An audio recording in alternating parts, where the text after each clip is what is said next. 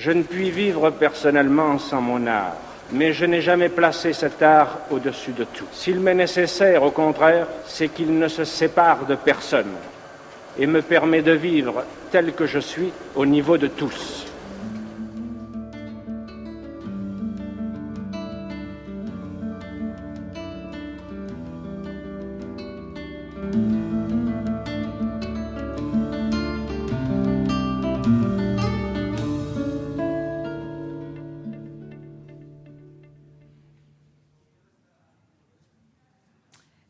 Bueno, pues buenos días de nuevo y estamos ya para poder estar en este nuevo momento, ¿no?, de alegría de poder anunciar a nuestro ganador o ganadora del tercer Premio Mediterráneo Albert Camus, un premio que nació en 2018 y que busca justamente homenajear la trayectoria de una persona cuya obra pues, desvele los retos contemporáneos, reconociendo pues, la vida y la obra o de un creador o de una creadora o de un pensador o una pensadora contemporánea que sean testigos y actores de su tiempo, como lo fue Albert Camus.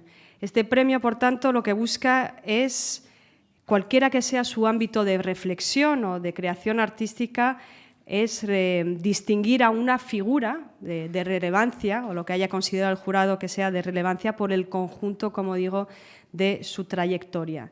En 2018, cuando creamos este premio, el primer premio fue a Mona Hatoum y en 2020 fue al pensador francés Edgar Morin. Es un premio único que se entrega a una sola persona y que puede haberse desarrollado, como lo habéis visto brevemente en el vídeo, en las siguientes disciplinas. Puede pertenecer a las artes plásticas, visuales, a la música, evidentemente a la literatura, pero también o al pensamiento y al periodismo. Este año están con nosotros nuestro jurado, que antes os pedía aplaudir y a quien voy a pedir que suba aquí conmigo.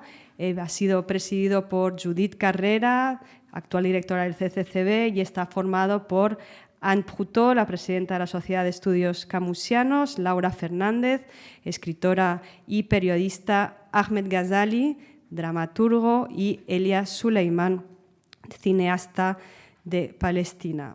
Ellos han debido elegir al ganador o a la ganadora que ahora os revelarán en torno a los siguientes finalistas: la artista plástica Jane Alexander, los escritores Henri De Luca y Matthias Enach, la pensadora Judith Butler, la cantante María del Mar Bonet y la periodista Gania Mufok. Por tanto, os doy la bienvenida para que nos revelen ahora el ganador de este tercer Premio Mediterráneo Albert Camus. Os invito a los cinco a subir. Sí.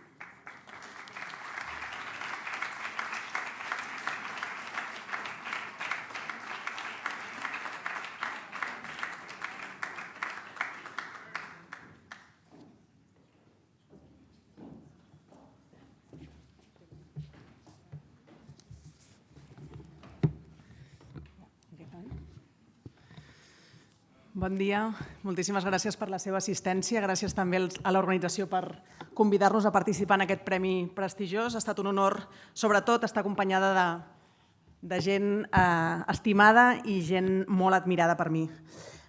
Voy a leer ahora el acta del jurado del tercer Premio Mediterráneo Albert Camus. Reunidos en Menorca, 13 de mayo del 2022, reunido el jurado, compuesto por Judith Carrera, que actúa como presidenta del mismo, y por Anne Proutot, Ahmed Ghazali, Elia Suleiman y Laura Fernández, ha decidido premiar por unanimidad a Matthias Enach.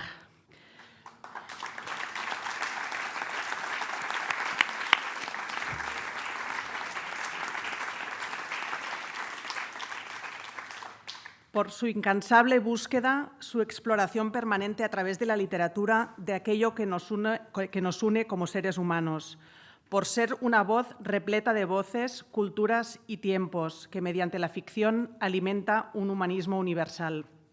El jurado ha valorado su ambiciosa obra, que nace de una erudición sin prejuicios, que invita constantemente a la empatía y al conocimiento a través de un lenguaje singular y una originalidad transformadora que demuestra su profundo compromiso con el mundo.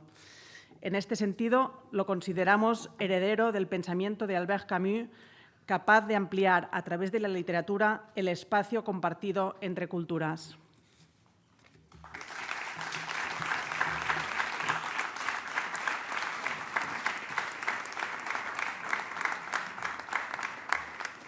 Pues en un principio está con nosotros Matías. Hola, Matías. Hola. Hola. Bon dia, moltes gràcies.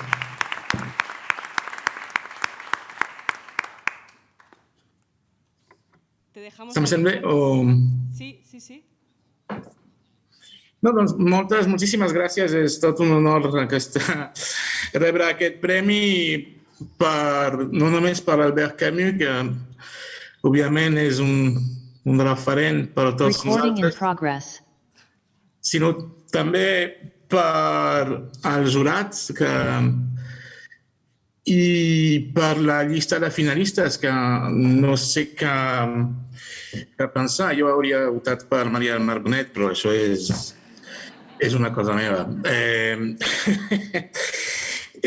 Doncs és un reconeixement que uneix dues coses que per mi són molt importants, que són de fet la gran part de la meva vida, que és la Mediterrània i la literatura i la personalitat d'Albert Camus, és a dir, aquesta possibilitat que té l'ésser humà de revelar-se i d'utilitzar les seves eines, que són el pensament i el llenguatge i l'art i la literatura, per canviar una mica el seu ambient i fer d'aquest món, o intentar fer d'aquest món un món una mica millor. En aquests moments estic pensant molt en Palestina, en el que està passant allà, en Síria, en aquesta Mediterrània que està, com sempre, amb flames i enmig d'una violència terrible. I espero que en algun moment això pugui canviar. I si la literatura ben bé no és una solució ni ajuda, en teoria, directament amb res, crec que sí, que té aquesta funció, que és obrir-nos una mica la ment, precisament a tindre temps de pensar més en la possibilitat d'un món millor, de la descripció només del que està passant ara, la solidaritat artística, literària, política amb les víctimes i també la possibilitat d'imaginar un futur millor. I per això moltes gràcies per aquest premi, que per mi em resulta no només un gran honor, sinó que potser em donarà més, no sé, més ganes d'escriure més coses sobre aquests temes i amb l'ombra molt gran i molt amistosa de l'Albert Camus. Moltes gràcies.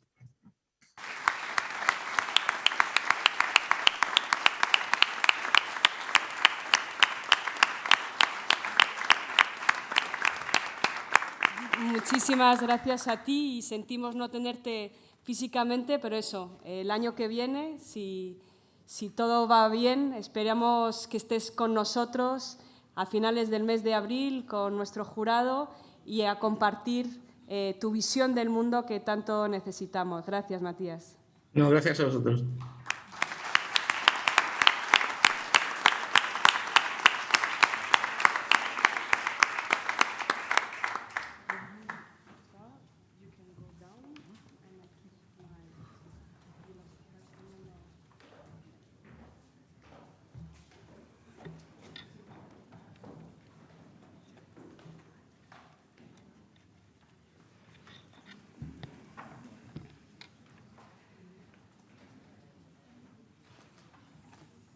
como os anunciaba esta mañana, la idea de esta jornada, ¿no? Era pues no solo permitiros conocer quiénes son nuestros dos ganadores, que sin duda pues, nos van a acompañar a lo largo de un año con respecto a Matías y Rehab durante 2 años, es decir, son 2 premios que también nos permiten trabajar juntos para poner en marcha también nuevas ideas y nuevos proyectos. Y sin duda el anuncio de estos 2 premios yo creo que nos permiten vislumbrar que a pesar de lo que ocurre en el mundo, siga habiendo artistas, siga habiendo creadores, siga habiendo personas que, como Camus decían, se obligan a entender en vez de juzgar. Para Camus, para los que lo sabéis, el artista debe estar constantemente en diálogo con el mundo, con el otro. Es la responsabilidad del artista de intervenir en los asuntos del siglo, como dice, en tanto que hombre, para romper ese silencio y gritar por aquellos que no pueden hablar. El artista, sin duda, debe apoyar en ese combate de la verdad, ¿no? Pues bien, eso es exactamente lo que hemos querido preguntar a 2 de nuestros miembros del jurado, a Judith Carrera, que en tanto que directora del Centro de Cultura Contemporánea de Barcelona, es decir, un centro sin duda de referencia también del pensamiento, del intercambio, de la producción cultural, y por otro lado a Ahmed Ghazali como dramaturgo en esa práctica artística de la dramaturgia.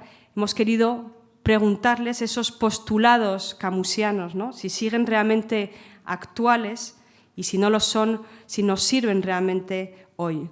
Os dejo entonces con ellos 2 en esta conversación que para los que sois la primera vez en estos encuentros, lo que nos gusta es que haya intercambio, que preguntéis, que debatemos juntos, que para, en fin, ya que hemos conseguido reunirnos, estemos en ese intercambio en el cual, bueno, pues ellos nos van a puntualizar algunas ideas y lo que buscamos, bueno, pues es evidentemente escucharles, pero para enriquecernos luego. Gracias.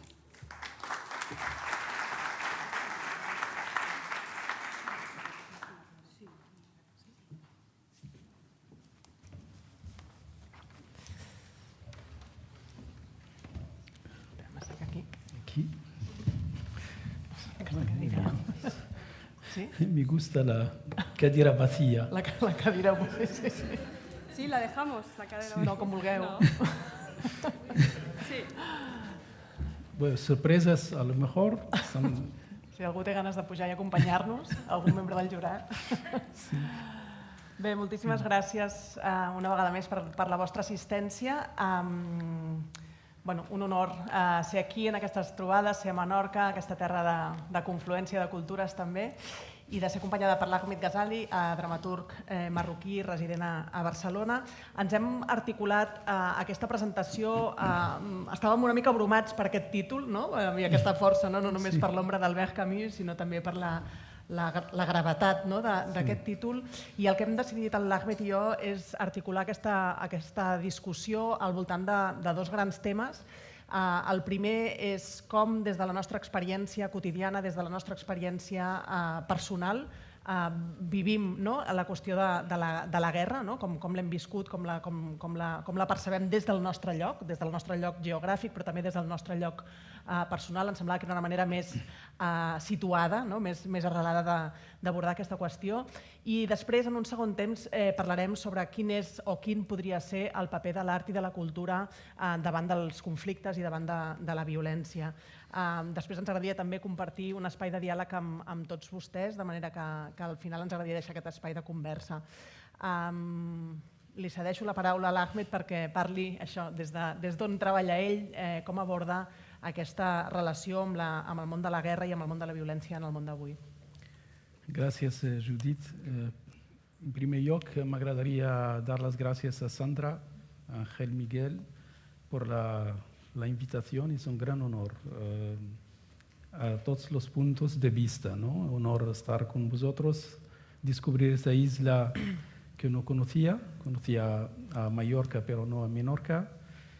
Y también un gran honor vivir con vosotros el espíritu de Albert Camus, que es un autor que todos, la nueva generación en todo caso, hemos leído y hemos crecido con su obra. Con vuestro permiso voy a hablar en francés. Estaré más seguro de mis palabras, si no saltaré del catalán al castellano al français. Donc, vous me le permettez, s'il vous plaît, je vais parler en français. Oui, comme dit Judith, le titre de la conférence nous a ébranlé un petit peu parce que moi, la guerre, je ne connais pas. Je n'ai pas vécu la guerre, heureusement pour moi. Et on ne me l'a pas non plus raconté parce que dans certaines familles, vous savez, par exemple, nous, l'expérience qu'on aurait au Maroc, c'est l'indépendance, c'est la guerre d'indépendance. Mais la vérité, c'est qu'au Maroc, le protectorat français n'était pas un grand traumatisme, et donc même si les Marocains aiment parfois gonfler et parler de grande résistance, etc. Et surtout dans mon cas, moi, mes parents vivaient dans la zone rurale, reculée, pendant le protectorat, et donc ils n'ont pas vécu grand-chose, et donc ils ne m'ont pas raconté passer grand-chose. Et la vérité, c'est que c'est une thématique où je pourrais... sur le plan personnel, je ne trouverai rien à dire. En revanche, il y a quelque chose dans ma vie que je crois me rapproche beaucoup d'Albert Camus, c'est que je vis dans un entre-deux. Moi, j'ai quitté le Maroc à 7 ans, vers l'âge de 18 ans, comme beaucoup de jeunes qui vont faire leur université en France. Et depuis ce temps-là, je ne suis jamais retourné vivre au Maroc. Donc après la France, je suis allé vivre au Canada, ensuite en Espagne depuis une quinzaine d'années, à Barcelone. Et donc je suis dans un entre-deux. Je vis cette réalité camusienne, non, quand on a une double appartenance et qu'on est travaillé par ça toute sa vie. Et on essaye de comprendre ça, surtout qu'on voit que cette double appartenance, elle est toujours présentée comme une source de conflits, de crises, de violence. Alors, c'est une obligation pour moi en tant que personne, dans ma propre vie, mais aussi en tant que dramaturge, dans mon écriture, d'essayer de comprendre cette chose-là. Et je peux dire que c'est ce qui m'a hanté pour tout ce que j'ai fait, toutes mes œuvres. Ma toute première œuvre, elle s'appelle Le Mouton et la Baleine, et elle se passe dans le détroit de Gibraltar. Je me trouve toujours en train de chercher ces lieux qui sont un entre-deux, ces lieux qui n'ont pas une identité claire, qui se trouvent dans une espèce de no man's land. Et l'histoire que j'ai essayé de raconter, c'est à partir d'un fait divers qui est réel. Ça s'est passé en 1990, une barque de clandestins africains se noie dans le détroit de Gibraltar. Et ça se passait au mois de juin, et c'était au milieu de la nuit. Et par hasard, il est passé un cargo russe par là. Alors le cargo russe essaye de repêcher ce qu'il pouvait faire, non, un supervivant, et le reste, c'est des cadavres.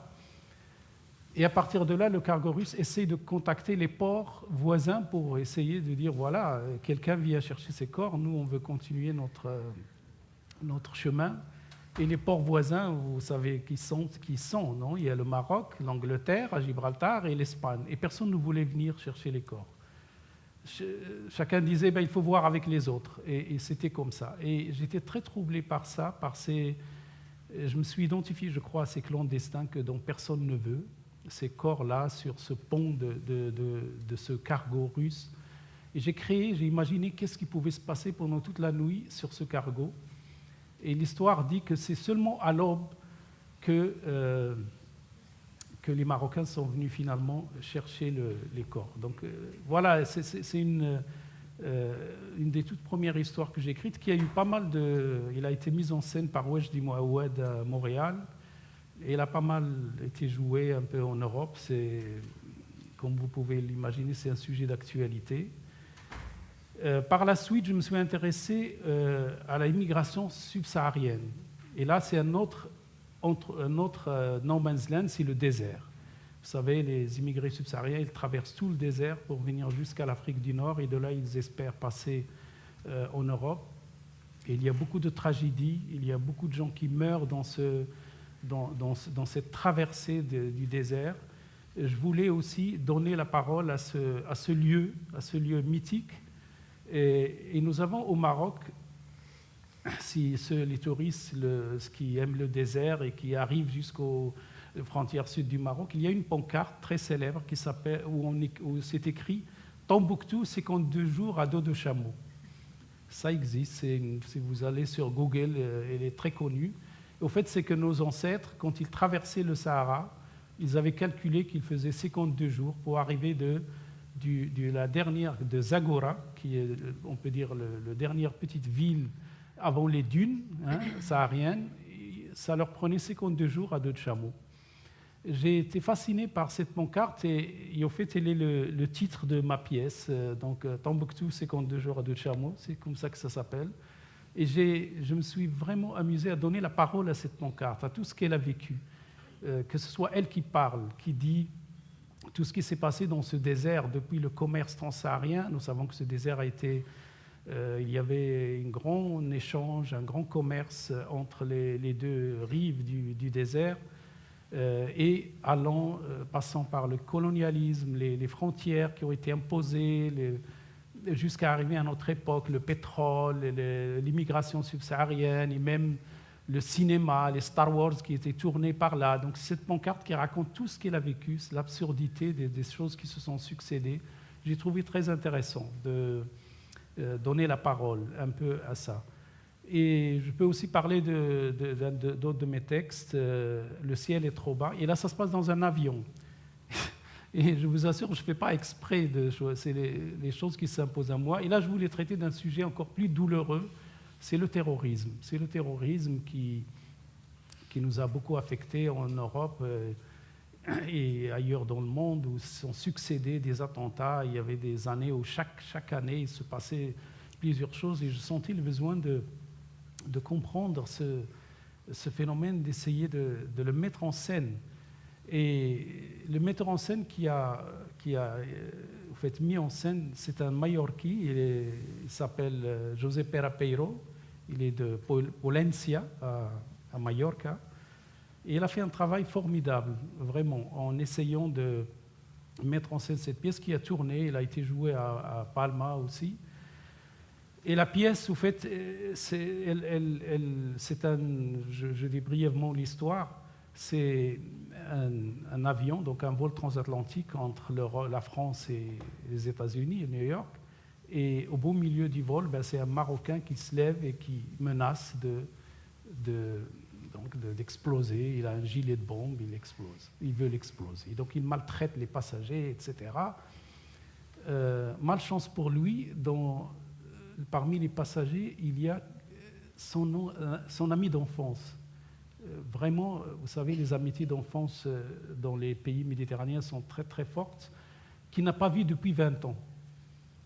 Et alors, évidemment, le gars qui voit son ami en train de menacer d'exploser intervient. Il essaye de faire tout ce qu'il peut pour essayer de dissuader son ami, qui évidemment le reconnaît, qui est déstabilisé par cette rencontre totalement imprévue.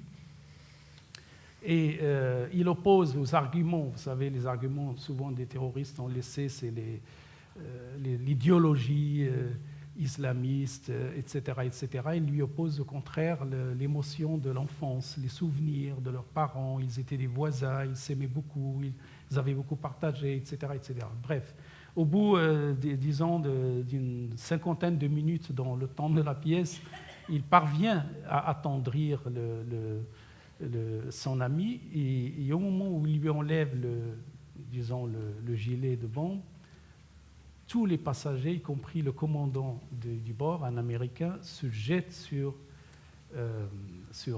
donc la personne et disons, habités par un sentiment de haine, de vengeance, parce qu'ils pensaient qu'il allait les tuer. Ils en étaient certains, ils ont vécu la frayeur, la peur. Et alors, que pensez-vous qu'a fait maintenant l'ami qui tient le gilet? il commence à dire arrêtez, arrêtez, arrêtez. Il n'arrête pas. Il voit que son ami va peut-être mourir, non, par ce lynchage collectif. Et sans disons, le penser, il commence à menacer avec le gilet de bombe. Et donc le tournement de l'histoire, c'est-à-dire que l'ami qui a fait la médiation, qui a essayé simplement de sauver la situation, se trouve, malgré lui, presque dans un geste instinctif de menacer. Et alors, au tournement de la situation, donc là, le commandant se calme, il demande à Adèle, donc ce personnage, de lui remettre tranquille, mais sauf que l'autre doute maintenant, parce que son ami lui dit, c'est ça que je t'ai dit, tu ne peux pas faire confiance aux Occidentaux. Donc il lui remet tout ça sur, toi tu iras à Guantanamo, à la chaise électrique, ne fais pas confiance, ne lui donne pas la bombe. Et Adèle, le personnage, donc, commence à douter, qu'est-ce que je fais, etc. Et pendant ce temps-là, l'avion arrive sur l'espace aérien américain, et que font les Américains? Ils envoient les chasseurs bombardiers, parce qu'ils ne pourraient pas permettre à un avion de vivre un autre 11 septembre. Et je termine la pièce là. Je dis parce qu'on sait qu'il y aura mort, qu'il y aura explosion, mais qui l'a fait, pourquoi, comment, je laisse aux spectateurs de décider. C'est drôle, les discussions après la pièce, souvent les gens disent « Ah non, c'est sûr, c'est les Américains qui ont fait ça. C'est sûr, c'est eux. Non, c'est l'autre, etc. » Je laisse au public de débattre. Moi, ce qui m'intéressait, c'est de montrer cette idée, comment la violence, elle est quelque chose, si on ne la contrôle pas à temps, elle n'arrête pas de grossir. C'est-à-dire, elle passe de l'un à l'autre. On avait un terroriste, puis l'autre qui était un médiateur se trouve à menacer, et après, la menace est une autre venue plus grosse encore de l'extérieur. Et peut-être l'idée que je souhaitais faire passer, c'est que la violence, si on ne la contrôle pas à temps, c'est comme un feu. Quand le feu commence, ce qu'il faut faire, c'est de l'arrêter tout de suite, parce que sinon, il arrive un moment où c'est trop tard, où il consume tout. Voilà, je m'arrête là, peut-être avec ces quelques exemples. Moi, je ne suis pas un penseur, donc généralement, je m'en sors en essayant de partager les petites histoires que je confectionne. Je peux dire juste sur, vous savez, nous les auteurs, donc il n'y a pas que le fond, il y a aussi la forme, auquel on donne beaucoup d'importance. Et j'essaie en sorte que la forme aussi puisse aussi montrer cette espèce de choc et de chaos que j'essaie de mettre en scène. Et j'utilise beaucoup les langues, par exemple. Ça, c'est dans mes pièces. Alors, ça parle anglais, espagnol, français, arabe, bambara, wolof. Et c'est une dynamique que je trouve intéressante, qu'on ne voit pas beaucoup au théâtre, malheureusement. Essayer de montrer une espèce de chaos, non, formel aussi, pour véhiculer cette idée-là dans le but. Au fait, le but, c'est quoi? C'est vivre, parce que je le vis à mon niveau, une catharsis, non? Et j'espère aussi le faire vivre aux spectateurs.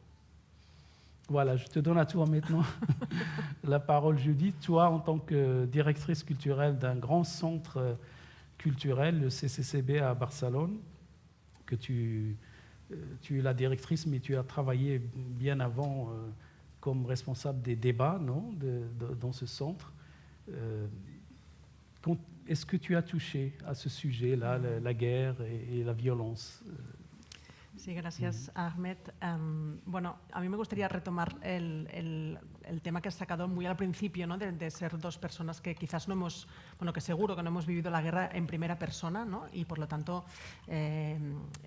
nos impresiona un poco este título, ¿no? Pero sí que es verdad que yo personalmente, ¿no? Si hablo desde mi perspectiva, formo parte de esta generación en España que nació en democracia y sobre la cual ha planado siempre como el silencio, ¿no? Y los tabús de la guerra civil en nuestro país, de manera que en nuestro caso tampoco, ¿no? La guerra nos fue contada hasta que nuestra generación ha empezado a plantear algunas preguntas, ¿no? Y también gracias a la cultura, ¿no? Yo creo que la literatura, el cine fue realmente el primer lenguaje, ¿no? que abrió de manera pública y muy explícitamente, de manera bastante sistemática desde hace ya bastantes años, esta necesidad de entender qué había pasado en este país, ¿no? Después de una generación que prácticamente fue dominada por un silencio, ¿no? Y creo que es importante ser conscientes, ¿no?, de estas heridas, ¿no?, que están latentes en este país, en tantísimos otros países, pero que siguen de alguna forma sangrando, ¿no? y que de repente, ¿no?, también se ven algunas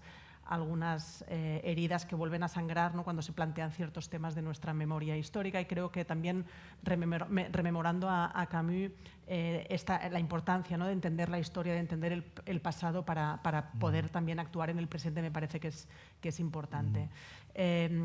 Yo, hablando de mi experiencia personal y profesional, mi gran motor ha sido siempre la promoción del debate crítico sobre los grandes temas del mundo contemporáneo. He tenido la suerte y ahora tengo el privilegio de dirigir el Centro de Cultura Contemporánea de Barcelona, que es un centro muy singular, que es una institución multidisciplinar dedicada a reflexionar desde diferentes lenguajes y formatos sobre algunos de los temas del presente. Lo hacemos a través de grandes exposiciones temáticas, festivales de cine, festivales de literatura, debates desde la perspectiva filosófica de todas las disciplinas, y también muy recientemente desde un nuevo programa de mediación y de educación, porque estamos convencidos de la importancia de tender puentes entre el mundo de la cultura y el mundo de la educación, que tradicionalmente han vivido un poco de espaldas, ¿no?, y en cambio comparten de alguna forma algunos de sus objetivos como espacios políticos, ¿no?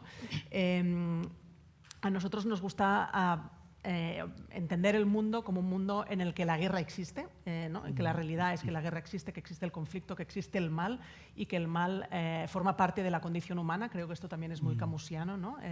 Más bien, ¿no?, que no pensar en esta cosa como bien sonante, pero de que el mundo, ¿no?, de que la bondad existe, pero también existe en convivencia con el mal. Y sí que partimos de un compromiso absoluto y una confianza absoluta en la cultura como un espacio de promoción de la imaginación de otro mundo posible, ¿no? O sea, para mí y para todo el equipo del CCB, la cultura es fundamentalmente un instrumento para dar sentido al hecho de vivir juntos, ¿no? Vivimos juntos, ¿no? Las sociedades están compuestas por personas muy diferentes, ¿no? y necesitamos, ¿no?, un hilo de unión o al menos de coexistencia pacífica entre diferentes, y para nosotros la cultura es fundamentalmente esto, un instrumento para dar sentido al hecho de vivir juntos, y también un instrumento de promoción de la imaginación como canal o como manera, ¿no?, de imaginar un mundo mejor, como decía Matías, ¿no?, un mundo alternativo al mundo que se nos presenta. Para mí la cultura también tiene una función en última instancia política, ¿no?, que es la función como decía, ¿no?, de promover el debate crítico como una forma de defender los principios de la democracia, ¿no? Un debate crítico entre personas diferentes. Creo que en el mundo actual nos faltan espacios, ¿no?, para un debate reposado, un debate crítico que permita contraponer visiones un poco diferentes. Y en esta mirada también filosófica o política que tenemos de la cultura, para nosotros también es el hecho de tener espacios presenciales en los que se pueda crear comunidad, ¿no? El hecho de que haya gente que se pueda encontrar, gente diferente que se pueda encontrar en un lugar físico, ¿no? Para nosotros esta dimensión enraizada en un territorio, en una ciudad concreta, en este caso estamos hablando del barrio del Raval, de la ciudad de Barcelona, ¿no?, en la que necesitamos espacios públicos, ¿no?, espacios públicos que pueden ser las plazas, pueden ser las calles, pueden ser las escuelas, los mercados, los frentes marítimos, pero también los espacios culturales son esencialmente espacios públicos en el sentido de ser espacios donde gente diferente puede encontrarse, ¿no? Y esta es como nuestra mirada última, ¿no? Y pensamos que en estos momentos, después de una pandemia de 2 años que ha relegado a la gente, ¿no?, en sus espacios privados, que también el mundo digital, ¿no?, nos ha visto proliferar, ¿no?, las burbujas digitales, ¿no?, que lo único que hacen es confirmarnos, ¿no?, en nuestras pequeñas comunidades, ¿no?, reafirmar nuestra opinión preexistente, ¿no? Pensamos que es más necesario que nunca tener espacios de apertura de mundos, ¿no?, espacios de conexión, espacios físicos en en los que la gente pueda físicamente encontrarse, ¿no? Y para nosotros esto, y por eso es tan importante para el CCB, o lo ha sido tradicionalmente, la reflexión también sobre el urbanismo, ¿no? La importancia de cómo las formas de los lugares en los que vivimos son importantes. Estoy hablando de manera un poco abstracta, ¿no? de ejemplos concretos, ¿no? Nosotros tenemos una programación durante todo el año muy, muy intensa. Hemos hecho alguna exposición sobre la guerra, sobre aquellos elementos que determinan, ¿no? O que serían comunes en todos los conflictos bélicos, ¿no? Como por ejemplo la identificación, la definición del enemigo, ¿no? O sea, hicimos también una gran exposición sobre Chernóbil, ¿no? Que ahora nos resuena muchísimo, ¿no? Con la invasión rusa de Ucrania. Hemos hecho también, a raíz de esta nueva guerra en el corazón de Europa, algunos debates, ¿no? con las comunidades ucranianas y rusas y bielorrusas de Barcelona, ¿no? Para darles la voz y darnos también a nosotros, ¿no? Instrumentos para entender las claves, ¿no? De este conflicto que ya se anunciaba, ¿no? Y a pesar de todo no hemos sido capaces de anticipar y de prever. Formamos parte, ¿no? Me ha gustado mucho escuchar antes a Abdo, ¿no? Formamos parte de una red internacional que se llama Artists at Risk, que es una red de solidaridad entre artistas de diferentes disciplinas que tienen que huir de sus respectivos países. Intentamos también ofrecer nuestro espacio, el CCB, como un espacio de hospitalidad, un lugar, una especie de refugio, ¿no? En el que artistas de diferentes países en conflicto puedan encontrarse, ¿no? Esta es como una reacciones, ¿no? a espacios de conflicto realmente existentes, ¿no? Desde programas muy pragmáticos, ¿no? De dar apoyo a artistas y creadores de diferentes disciplinas, a dar elementos a nuestro público general para entender cuáles son las razones o las diferentes dimensiones de la guerra, ¿no? Pero también nos gusta, también un poco en la línea de Camus y de la obra de Matías Enart y todo lo que nosotros destacábamos, ¿no? de su trabajo, fomentar la reflexión sobre el entre culturas, ¿no? Estos espacios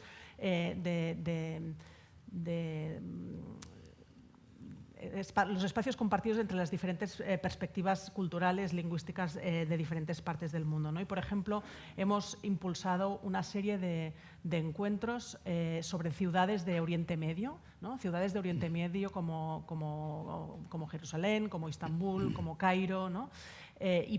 Intentar presentarlas desde otra perspectiva que no sea la que solemos ver en los medios de comunicación, que siempre suelen ser a través de la guerra, ¿no? del conflicto, ¿no? De los extremismos, ¿no? Entonces, enseñar cuál es la historia, la vida cultural, ¿no? Dar la voz a artistas y creadores de estas ciudades de origen, ¿no? Con lo cual, hacemos digamos, un trabajo reactivo, ¿no? Para entender, ¿no? Las urgencias del mundo contemporáneo, pero hacemos durante todo el año un trabajo muy, muy, muy a fondo, ¿no? de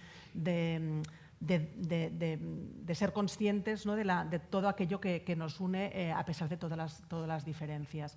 Y me gustaría también destacar esta vocación de ser puente, ¿no? De ser puente entre las culturas más, ¿no? entre la cultura más local, entre la vida cultural de la ciudad de Barcelona, de Cataluña, de España en general, y también la capacidad de apertura al mundo, ¿no? Este diálogo, ¿no? entre el mundo y Barcelona para nosotros es fundamental, y nos gusta imaginar que el CCB es fundamentalmente un espacio de puente y de diálogo, ¿no?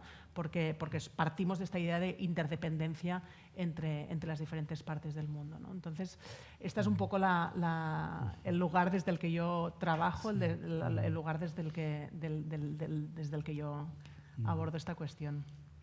Bien, bien. A lo mejor, peut-être vous êtes plus optimiste que moi. Moi, on a entendu plusieurs fois le mot dialogue.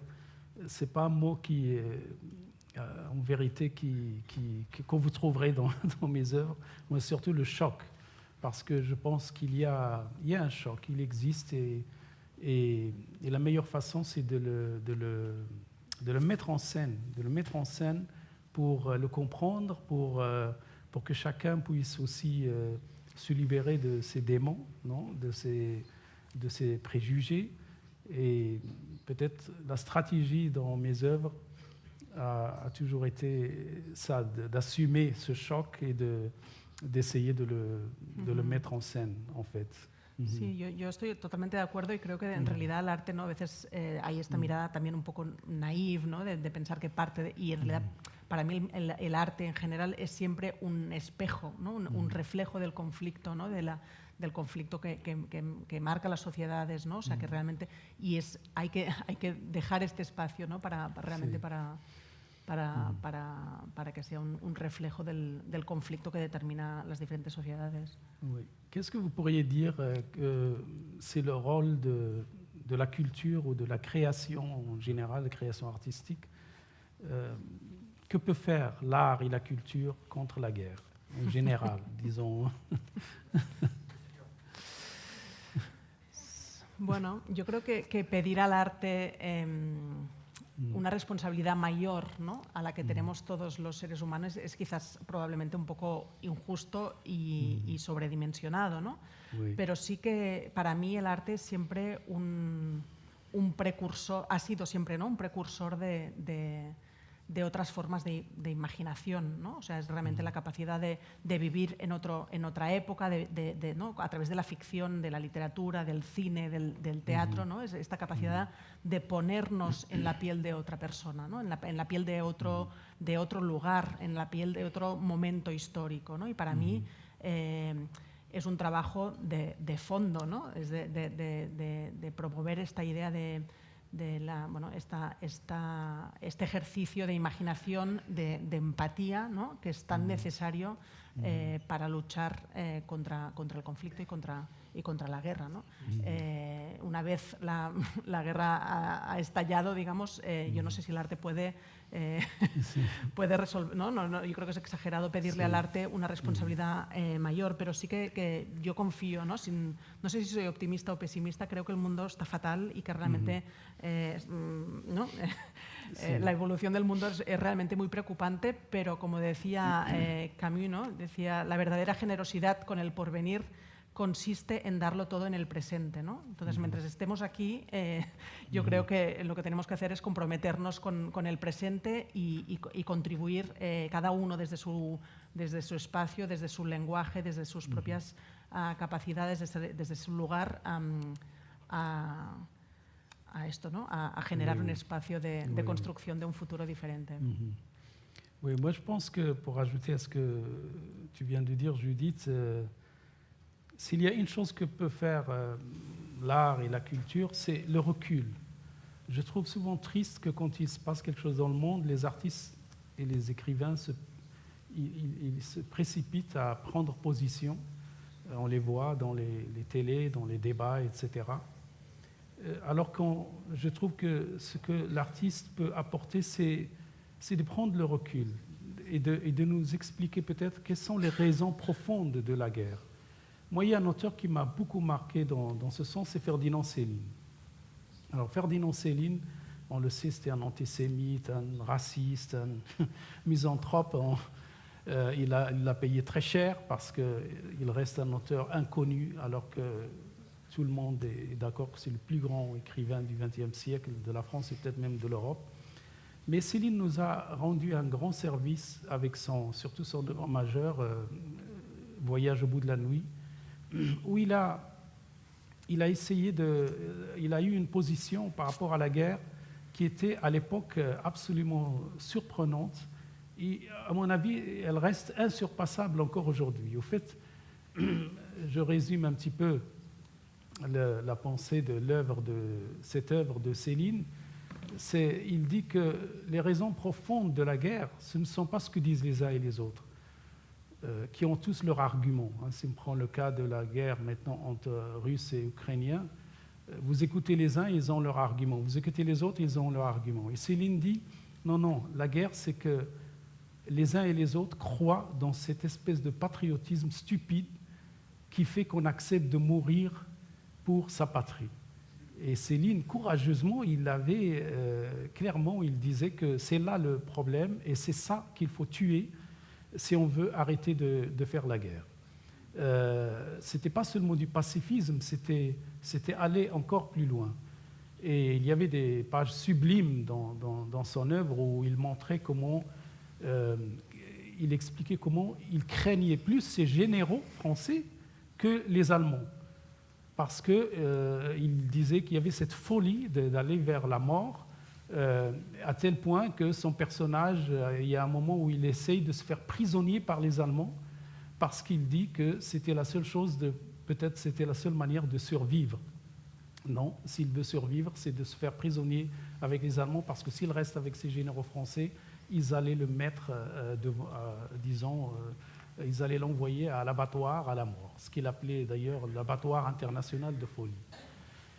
J'ai appris de Céline ça, c'est-à-dire l'artiste qui doit essayer de nous éclairer sur les raisons profondes de la guerre.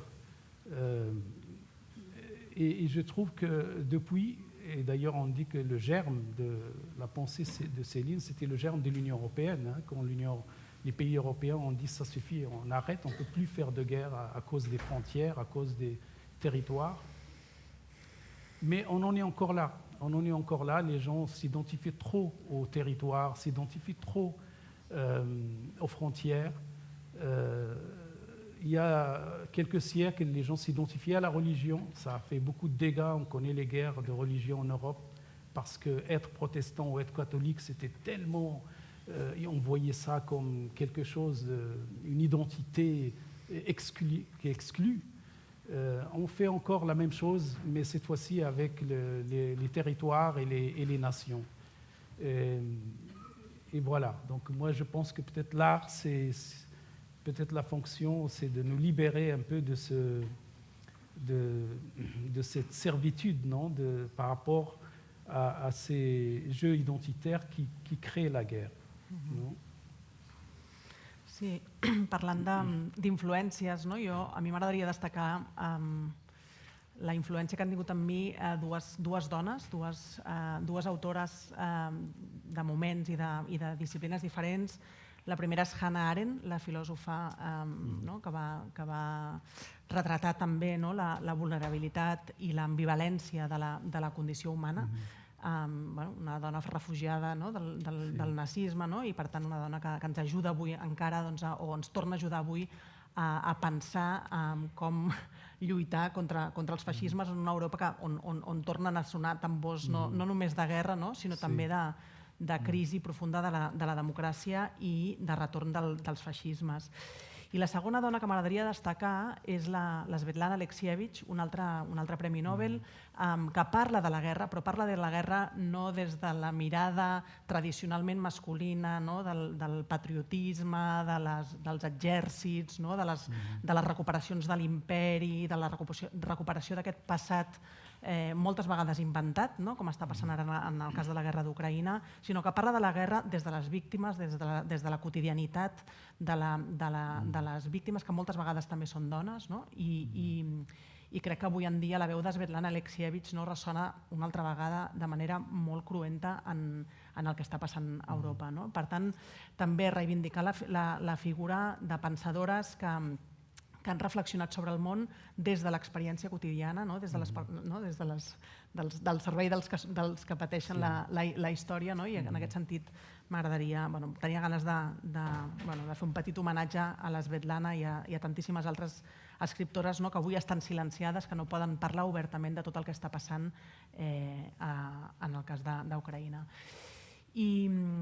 I a mi, també parlant d'influències o del lloc on parlem, també m'agrada molt parlar... Tu has parlat de la diversitat lingüística en les teves obres, i a mi em sembla que el multilingüisme també és un espai, és una manera d'estar al món d'avui. O sigui, crec que realment, i això és una experiència que la majoria de països del món són multilingües. Nosaltres a Catalunya ens pensem que només a casa nostra és un espai on existeixen dues llengües, no dues llengües, a Barcelona se'n parlen més de 200 de llengües, però crec que el multilingüisme i la traducció són grandíssims instruments per viure en el món d'avui, perquè la traducció no és només la tècnica dels traductors i dels intèrprets que fan possible que avui, per exemple, ens puguem entendre aquí en diferents llengües, sinó que accepten que en la comunicació amb l'altre sempre hi ha sempre es perd alguna cosa, no? Sempre hi ha un punt de puresa que desapareix, no? I per tant hi ha un punt d'impuresa en la traducció, no? I en la comunicació entre gent que parla llengües diferents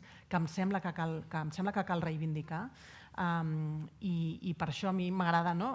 També viure des de l'encarnació, des de la nostra vida quotidiana, aquesta defensa del multilingüisme i de la traducció com una manera, no? de construir un món on persones de diferents perspectives i diferents orígens puguin coexistir pacíficament. No? I em sembla que demanar un món això, no? on cadascú pugui expressar-se en la seva pròpia llengua és també això, no? Una manera pràctica i concreta, no? Que demostra, no? que es pot coexistir malgrat les fronteres. No? No sé si... Però em sembla que ens estem enrotllant una mica. Potser podríem obrir el debat amb el públic. Aquí hi ha una pregunta. No sé si fan falta micros. Em sembla que sí. Hi ha un micro. Em sembla que sí.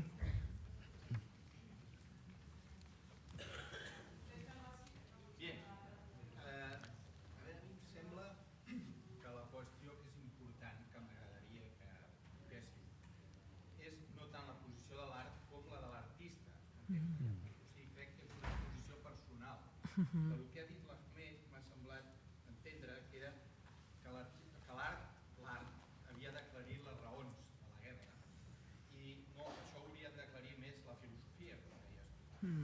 De fet, l'artista ha de prendre o no ha de prendre una posició. De fet, Camus pren una posició. Entre les bombes i la seva mare, podria la seva mare. Vol dir que està contra el terrorisme que s'està produint en aquells moments a Argèlia. Està contra el terrorisme. De fet, a la Guerra Espanyola, Picasso, o sigui, com més conegut és l'artista, més important és la posició que pren. Ell pinta el Guernica i ha sigut una icona contra els bombardejos i la guerra, que encara avui se'n parla. O Miró mateix va aquell cartell de l'Espany. O sigui, l'artista ha de prendre o no ha de prendre una posició. Jo crec que aquest és el punt que hauríeu, que de fet és el que diu l'artista, no l'art. Gràcies a vostè. L'artista... Tenem més preguntes? Si voleu, sí. Allà n'hi ha una altra. Ara el contestem,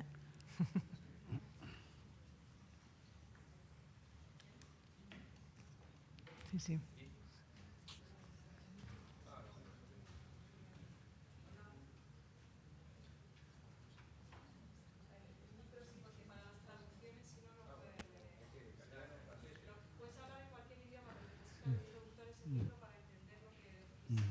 D'accord.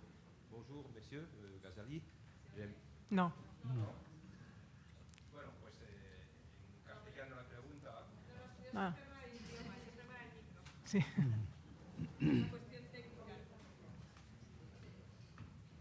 Hola. Hola. ¿Ahora? Sí, Ah, sí. Sí, ahora. Voilà, monsieur Ghazali, merci d'être ici. J'aimerais savoir comment doit réagir ou répondre un artiste à un fanatisme de n'importe quelle section, religieux, disons philosophique. Comment est possible qu'on puisse répondre à ça? Je veux dire, quelqu'un ici dans la salle a vécu la guerre. J'aimerais savoir, c'est facile de parler de la guerre quand on n'est pas dans la guerre. Mais une fois qu'on est dedans, c'est plus compliqué. Le message est très difficile à faire recevoir. J'ai aimé ce que vous avez expliqué de votre œuvre dans l'avion, c'est très bien. Mais il fallait savoir comment répondre à ça. Vraiment, comment doit répondre un artiste? Avec des messages, comme disait monsieur, avec des tableaux, avec de la musique. Comment? Mais vraiment, comment? Il faut des réponses, pas simplement une théorie. Comment on fait ça? Merci. Oui. Non, en fait, les deux questions se rejoignent. Et bien sûr, l'artiste peut prendre position, mais alors, pour moi, il se confond avec l'activisme. Bon, peut-être quand il y a la guerre déjà, alors peut-être c'est la première réaction. Alors, il faut faire de l'activisme. Mais pour moi, si l'art s'arrête là, il n'aura pas accompli sa mission. Je trouve que l'artiste, ce que je dis, c'est que au-delà d'une réalité, il y a les raisons profondes dans l'humain, dans la condition humaine. Et je donne un exemple, la guerre des religions. En Europe, on a terminé avec les guerres des religions. Et ce n'est pas parce qu'on s'est mis d'accord ou que... Non, c'est parce qu'on a arrêté avec l'effort des Lumières. Et c'est là où les artistes, les écrivains, les intellectuels ont joué un rôle fondamental. On a arrêté de s'identifier à la religion. Et c'était ça. Une chose que les musulmans n'arrivent pas à faire encore. Et c'est l'effort qu'ils doivent faire, c'est-à-dire arrêter de s'identifier en premier plan avec une religion qui justifie qu'on se met en conflit ou en guerre avec celui qui n'est pas de ma religion. Je dis que nous devons faire le même, l'artiste, et j'inclus aussi là-dedans le philosophe, l'intellectuel, et pas seulement la création artistique, disons, littéralement comprise. Il y a un effort dans ce sens. Il y a un effort de nous faire réfléchir, c'est comme désamorcer quelque chose qui nous pousse à chaque fois à aller dans ces tensions-là et dans ces chocs-là. Bien sûr, c'est un processus extrêmement difficile, c'est un processus long, parce que c'est générationnel. Ce n'est pas parce qu'un artiste va dire quelque chose que tout de suite on en voit la conséquence. C'est un processus long, mais c'est le processus, à mon avis, de la création et de la philosophie. Autrement dit, on va être, ce que je vois souvent malheureusement aujourd'hui, on est dans une espèce d'action-réaction. Il y a les nouvelles qui sortent, on a les intellectuels qui débattent, ils prennent position, ils sont là, après d'autres choses arrivent et on prend encore position et on arrête. On est comme ça à chaque fois dépassé par les événements. Quelque part, il faut qu'il y ait quelqu'un dans la société qui prend du recul par rapport à tout ça et qui peut-être nous aide à maîtriser qu'est-ce qui fait qu'on fait la guerre. Parce que c'est ça, je crois, la question profonde. Non pas qui des Russes et des Ukrainiens a raison, mais pourquoi les Russes et les Ukrainiens ont cette... Et c'est là où je trouve Céline, il a donné une réponse que, à moi, elle m'inspire beaucoup. Céline va très loin. Il dit que la seule réponse, c'est la lâcheté, c'est la désertion. C'est-à-dire que les gens refusent de faire la guerre, de mourir pour un territoire ou pour une patrie. C'était choquant à l'époque. Mais, mine de rien, l'Union européenne, il est né avec cette idée-là.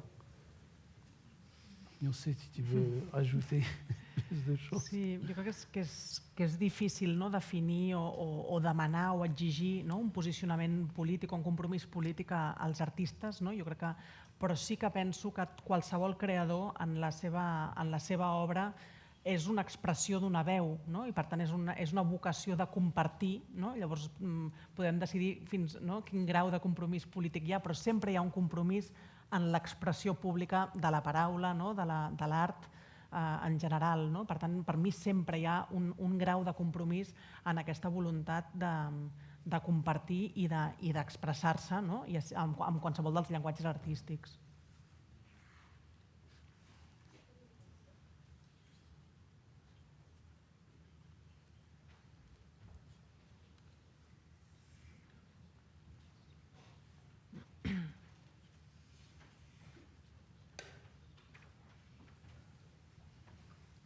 Hola. No sé qui parla. Hola, hola. Sí, hola. Jo me dic Anton Soler i voldria... No el veiem gaire, però Sí. bueno, Hola. a veure si el sentim almenys. Sí. Hola, ara sí. Ara sí. Jo me dic Anton Soler i me voldria declarar un pacifista radical.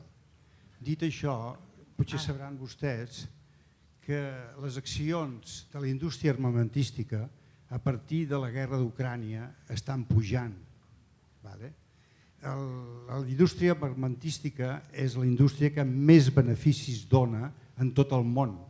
El pressupost anual de pressupost armamentístic és de 2,9 amb 12 zeros darrere, és a dir, són 2,9 bilions dòlars que gastem cada any en tot el món perquè funcioni la indústria armamentística. La indústria armamentística, evidentment, perquè donar beneficis ha de generar guerres, perquè si no genera guerres, els productes armamentístics no se renoven i no dona d'allò. Sabreu que en aquests moments hi ha 36 conflictes bèl·lics en tot el món. Un dels conflictes que més està matant és el de Iemen. La guerra de Iemen està matant molt. Per cert que són amb bombes americanes i amb, com es diu, i armament espanyol. Ho dic perquè potser tots nosaltres hauríem de ser conscients de que segons com invertim els nostres diners, els bancs, potser excepte les banques ètiques, tenen tendència a invertir en una indústria que dona molts beneficis. Dit això, penso que l'art, una de les coses que podria fer és denunciar aquesta interrelació que hi ha amb les nostres inversions i que hi hagi conflictes bèl·lics en aquest moment. Simplement diria això. Moltes gràcies per posar en context l'actual conflicte bèl·lic en el marc d'aquest món tan sagnant, amb més de 36 conflictes. Hola, hola, hola. Sí, ara sí.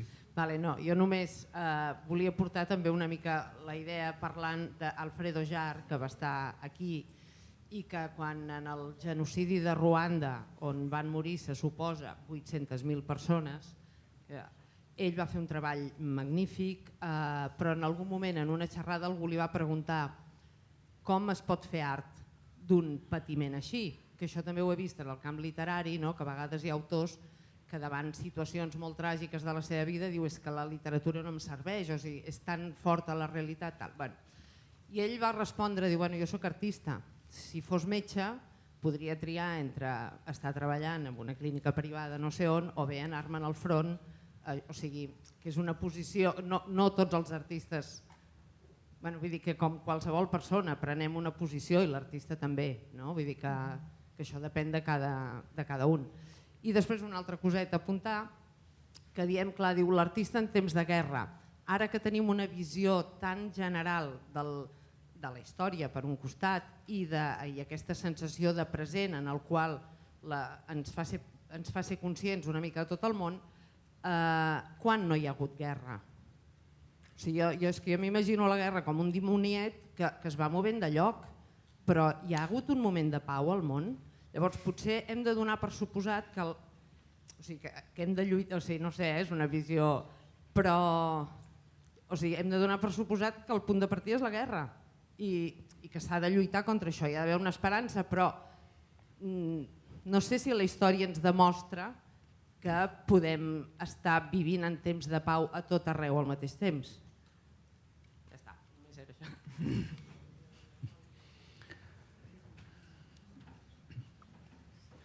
Sí, comparteixo absolutament la teva perspectiva, aquesta idea que la guerra és una constant en la història de la humanitat, no? Vull dir que és... Sí, pero tenemos también, sí, ejemplos. L'Union européenne, c'était ça. L'Union européenne, c'était triompher contre la guerre, c'était décider qu'on ne fera plus la guerre pour les frontières, pour le nationalisme. Après des siècles de guerre, la décision a été prise. Alors pourquoi on continue un pas en avant? Dans ce sens, oui, je suis optimiste. Mais il faut... Bon, c'est comme ça. Moi, je ne crois pas au territoire. Voilà, j'essaye d'éviter de le dire clairement et directement, mais je crois que c'est le plus tôt on va s'affranchir de cette espèce de... C'est-à-dire, ce travail qu'on a fait, vous savez, avant les territoires, c'était la tribu, c'était même la ville. Les villes se fermaient la nuit. Si tu restais en dehors de la ville, tu pouvais mourir, tu pouvais être agressé. Alors après, on a aboli ces frontières-là et on a construit des nations. C'est très bien, c'était un grand pas dans l'histoire de l'humanité. Sauf que ces nations sont devenues des frontières meurtrières aussi. L'Europe l'a vécu pendant des siècles. L'Europe a dépassé ça. Et on a un exemple vivant de comment on peut construire une superstructure où il y aurait la paix. Sauf qu'on voit bien que c'est très fragile. Moi, je trouve que c'est encore très fragile. et que surtout dans les autres régions du monde, on n'en est pas encore là. On a encore cet attachement obsessif au territoire qui fait que ça peut générer des guerres. Voilà, je pense que c'est à ce niveau que peut-être les artistes, et là je voudrais célébrer aussi l'œuvre de Mathias Enard, non? Mathias Enard, d'une certaine manière, c'est ça qu'il nous fait vivre quand on le lit. Il essaye de montrer le monde comme quelque chose qu'on peut habiter un peu partout. C'est difficile d'expliquer, il faut vraiment lire ses œuvres pour voir un peu cette sensation qu'il crée, où il essaye d'abolir les frontières, non pas en créant un monde homogène, mais simplement d'être toujours dans une position d'envie de connaître l'autre, de le comprendre, de se mettre à sa place. Voilà, pour moi, une œuvre qui va dans ce sens.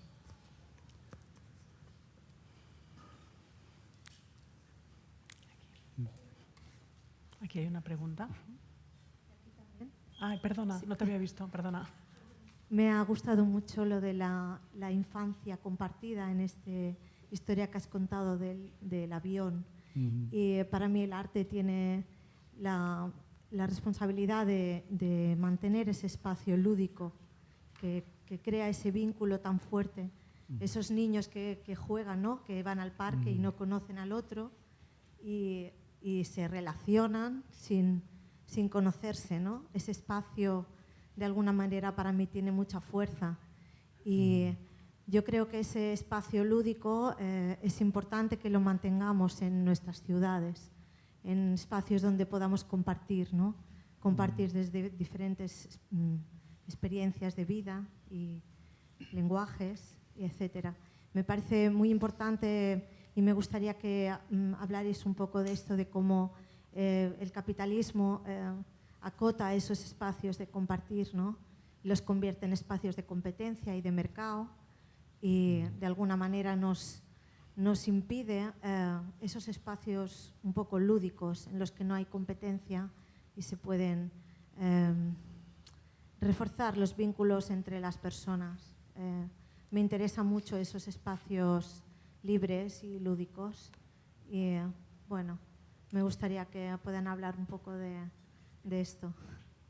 Gracias.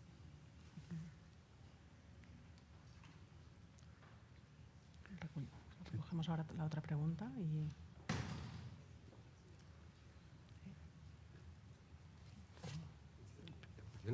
Bueno, yo solo querría agradecer a Ahmed Ghazali la claridad de su pensamiento, ¿no? Porque creo que el tema esencial es cuál es la identidad.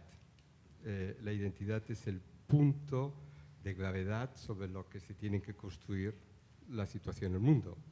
Si el punto de gravedad son los grupos, si la identidad son los grupos, si la identidad es el territorio, es imposible pensar en algo sin guerras. Si la identidad es el talento del individuo, que es lo que puede abrir este siglo XXI, ahí podemos pensar en un mundo sin guerras, ¿no? Entonces, la clave es el concepto que ha desarrollado Miguel Ángel Moratinos, a mi modo de ver, de pensar en este mundo que ha de ir hacia el one humanity, es decir, que hemos de ir a un mundo de reglas y de instituciones a escala global, y como la identidad no puede tener ningún vacío, si la identidad ya no son los grupos, y ya no son los territorios, y ya son las naciones, ¿cuál es la identidad? Y claro, la identidad es el valor de cada persona. Y esto es lo que puede cambiar en el siglo XX al anterior, ¿no? Entonces, a mí me parece que el artista en tiempo de guerra lo tiene más complicado porque los vientos de guerra son tan poderosos que digamos, el cambiar el curso de las cosas es difícil. Pero el artista, anticipándose a evitar la guerra, sí que puede tener un rol. Y el artista, pasando este concepto que el siglo XXI es el siglo del talento de las personas, y esa es la nueva identidad, yo creo que podría ser un movimiento muy potente. Gracias. Gracias. No sé si vols contestar. Sí, no, yo comparto las dos perspectivas aquí ofrecidas, ¿no? Y para mí, siguiendo el hilo de lo que acaba de decir, la identidad que debemos reivindicar no es la identidad fija, ¿no? Como también hablábamos ayer en la deliberación del jurado, sino la identidad móvil y la identidad múltiple, ¿no? Y para mí el artista o el arte o la cultura, sobre todo un espacio de generación de vínculos, ¿no? Yo creo que también aspirar a un mundo que no tenga territorios me parece también un poco irreal, ¿no? O sea, los territorios existen, ¿no? Y es la forma de organización que tenemos del mundo, ¿no? Lo que es importante es generar espacios de vínculo entre estos, entre estos territorios, ¿no? Identidades que sean mutables, que sean espacios de encuentro, ¿no? Y que sean totalmente múltiples. Yo realmente creo que la cultura tiene este poder, ¿no? de generar un lugar de encuentro y un lugar de un vínculo de este mundo cosmopolita del que estaba hablando, ¿no? De este mundo que realmente comparte, ¿no? Tantísimas cosas, como también demuestra la obra de Matías Enar, y un mundo que la pandemia ha demostrado que sigue siendo muy interdependiente, ¿no? Que el hecho de que un virus salga, ¿no? surja en una pequeña ciudad asiática no puede realmente paralizar el mundo. Yo creo que la gente que está defendiendo el fin de la globalización, ¿no? Yo creo que es un mundo todavía más globalizado que nunca, ¿no? Y que es más interdependiente que nunca, y por lo tanto es un mundo que necesita estos espacios de interrelación entre territorios, identidades y lenguas y culturas diferentes. Sí, sí. Yo, para la señora, lo que dice es el lúdico es fundamental. La emoción, diría yo. Cuando escribía esta obra sobre el terrorismo, cuando imaginaba, decía, una persona que está al punto de explotar, digamos, ¿qué es lo que le puede parar? Discurso ideológico, nada, porque tienen argumentos y argumenta el otro. Y la única cosa que pensé que puede funcionar es la emoción, pero la emoción que funcionaría es de la infancia, porque es lo que no... Cuando esta persona ve enfrente de él su vecino, su amor de infancia, ¿no? Todo lo que significa la vecinidad, ¿no? En nuestros países del sur, que es un vínculo muy, muy, muy fuerte, sí, esto lo destabiliza. Y bueno, no voy a explicar más sobre la historia, pero en este sentido me agradaría, puedes leer, me ayudas, una escena muy, muy breve, a lo mejor para ilustrar. Entonces, esto es de Tombuctú 52 días a camello, es una escena muy breve entre un soldado y un tuareg. Lo que imaginéis en el medio del desierto, no hay absolutamente nada, y hay un soldado ahí que está vigilando una frontera. Y llega un tuareg con su camello. Entonces, la escena es entre los dos. Yo hago de tuareg, ¿eh? Tú harás el tuareg. Yo haré el soldado. Su pasaporte. ¿Qué? Su pasaporte, su identidad. Yo cruzo desde siempre, hijo mío. Tienes los pies sobre el territorio de la República Popular de Mali. ¿Ah, sí? Está entrando en la República Democrática de Níger. ¿Ah, sí? Sí, señor. ¿Quién lo ha dicho, hijo mío? Los blancos lo han dicho y nosotros lo repetimos. ¿De dónde viene? De mi tienda. ¿Y dónde está esto? Allí al este. Y mañana, inshallah, estará por este lado al norte. Necesita un visado. Escucha, hijo mío, mis camellos tienen sed. Tengo que abrevarlos. El pozo está allí. Lo veo. Wallah. Yo no soy su hijo. Y el pozo no está ahí. El pozo está en mi país. Así que te vuelves a tu país, buscas la embajada de mi país en tu país, pides un visado de estancia temporal a mi país, motivo, abrevar los camellos de tu país en el pozo de mi país.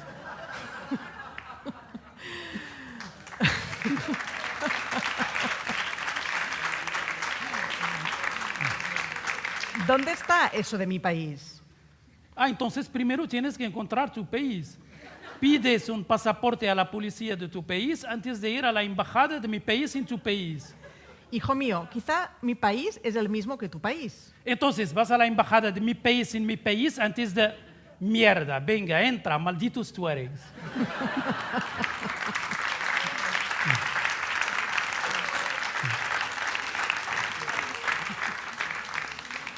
Bueno, era una escena para ilustrar yo lo que pienso, ¿no?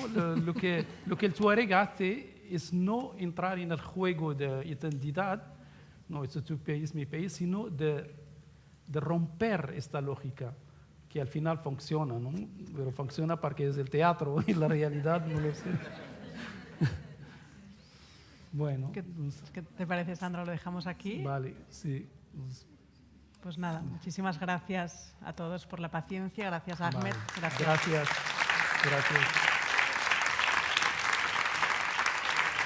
Muy bien. Sí. Muchísimas gracias a los dos por también restituir, al fin y al cabo, yo creo, no sé si hemos respondido, ¿no?, a esa gran pregunta, pero evidentemente ahora mismo lo que se ha respirado son esas risas, ¿no?, ese espacio lúdico tan necesario que yo creo que es ese espacio de soplo, ¿no?, que nos permite la cultura, y yo creo que en este cierre lo habéis demostrado plenamente, lo que nos permite casi hilarlo con lo que tendremos luego, ¿no?, a partir de las 4:30, con ese título que estará a cargo de Anne Proutot, Vivir es no resignarse, y de alguna manera pues todos los que estamos aquí lo estamos también demostrando. Así que muchas gracias a los dos. Gracias. Gracias. Muchas gracias. Pues nos vemos a las 4:30.